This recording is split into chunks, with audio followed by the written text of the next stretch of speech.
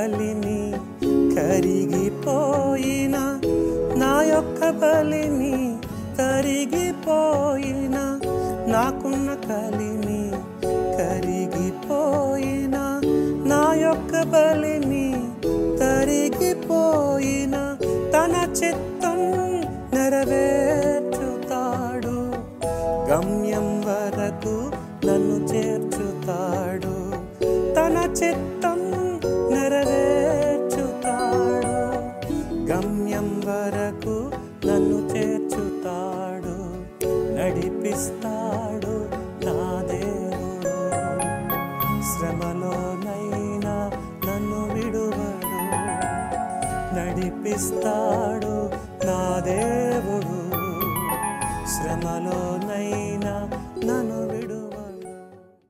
దేవుడు కొన్ని సందర్భాల్లో దేవుని బిడ్డల్ని పరీక్షిస్తాడు. దేవుడు శోధించడు సుమా, దేవుడు పరీక్షిస్తాడు, దేవుడు పరిశోధిస్తాడు. పరిస్థితుల్లో గుండా దేవుడు తీసుకెళ్తాడు. ఆ పరిస్థితుల్లో మనం ఎలా స్పందిస్తున్నామో దేవుడు చూస్తాడు.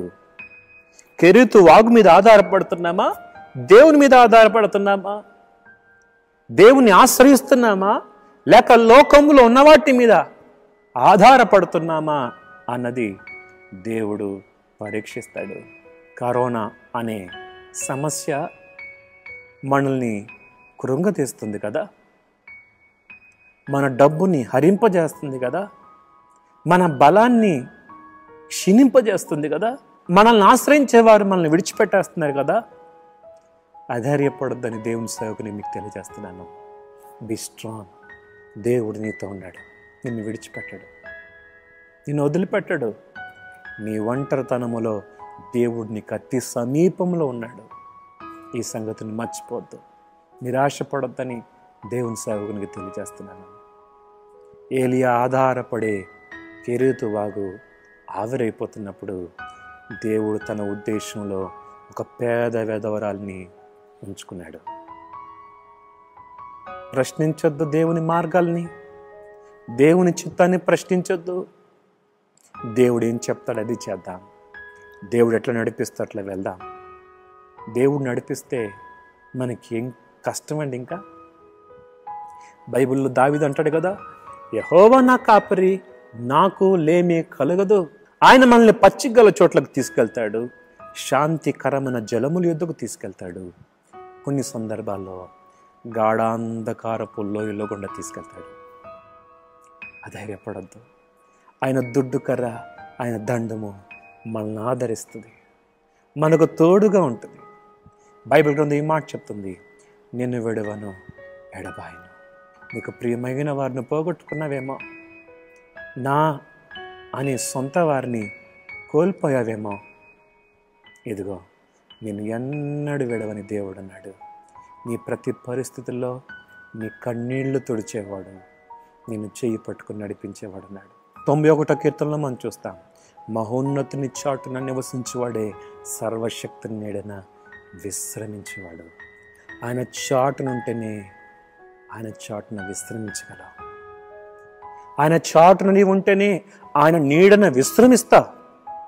ఆయన నీకు ఆశ్రయంగా ఉంటాడు, ఆయన నీ కోటగా ఉంటాడు, ఆయన నీకు నమ్ముకున్నదగిన సహాయకుడిగా ఉంటాడు. కలవరపడద్దు, ఆందోళన పడద్దు.